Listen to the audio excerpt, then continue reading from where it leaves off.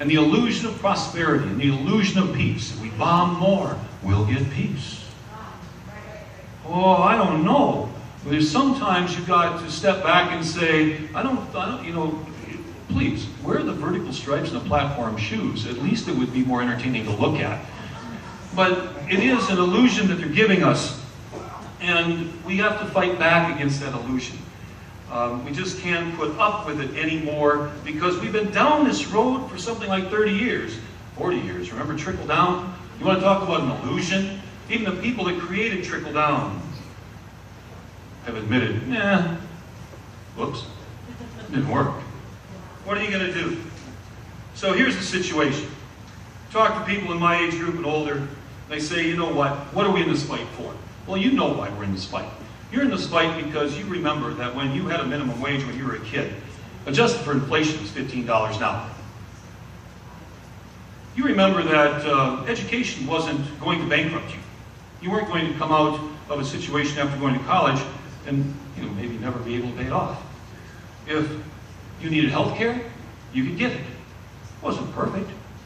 It wasn't free, but it was doable. You probably knew somebody, or maybe were a member of a union, getting good pay, which elevated the entire community around you. You remembered beating a megalomaniac like Richard Nixon, post-Vietnam, and driving him from office because of people actually paying attention and ending what was called an endless war, with President Johnson and President Nixon saying, we'll never leave. Just like today. Well, we left. Okay? You remember that. And I know you want that for your future generations. I know that for the younger people here, when we get right down to it, why are you going to stay in this fight? You're going to stay in this fight because what are you going to tell your children 30 and 40 years from now? You're going to look at them and you're going to say, yeah, in the early part of this century, I got in the fight. So that means that here I am. Social Security has been fixed. It is good. It means I don't have to worry about poverty. I got into this fight because when you were sick, we provided health care for everybody. Because I loved you. Not because of how much money I had in the bank or how far I had to go into debt to provide you health care. We provided a public school system for you. The principals stand in front of the schoolhouse door and they welcome everybody, regardless of ability or funds. And then you can go on to college and we welcome you there as well. And you're not going to come out with a mortgage and no house. We remember the time when we have people in the cities in 2016 who can't drink their water. And we cleaned it up because clean water and clean air are not negotiable as a business expense. Your corporations not get to say, oh, we get to pollute this much.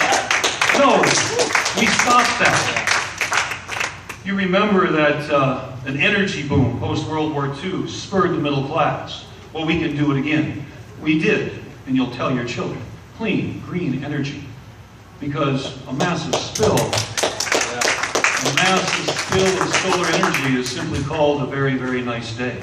And we're going to provide that for you. We stopped the Trans-Pacific Partnership and stopped the offshoring of jobs and the depressing of wages so that we can come around again and start to build the middle class that we know that we deserve.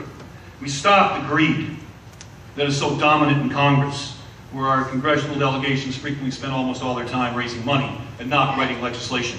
It's written by the corporations and passed by our Congress. And we got in the game. We got in the game because we knew it was a game that we could win. It was a game that we had to win. There's a song. I'll close with this. A song. Actually, it was the first CD I bought in Wisconsin in 1997. It's The Wallflowers is one headline. And there's a line in there that I've adopted for me a little bit. And the line of the song says, we ran until we're out of breath. We ran until there was nothing left. We hit the edge, but it's just our window ledge. Well, my edge is Tuesday. Okay? I need you to call your friends and bring 10 people along to a party on the 9th. And we can pull off what will be historically, a shocking upset of a powerful incumbent. But when I look through that window, I tend to see a very bright future.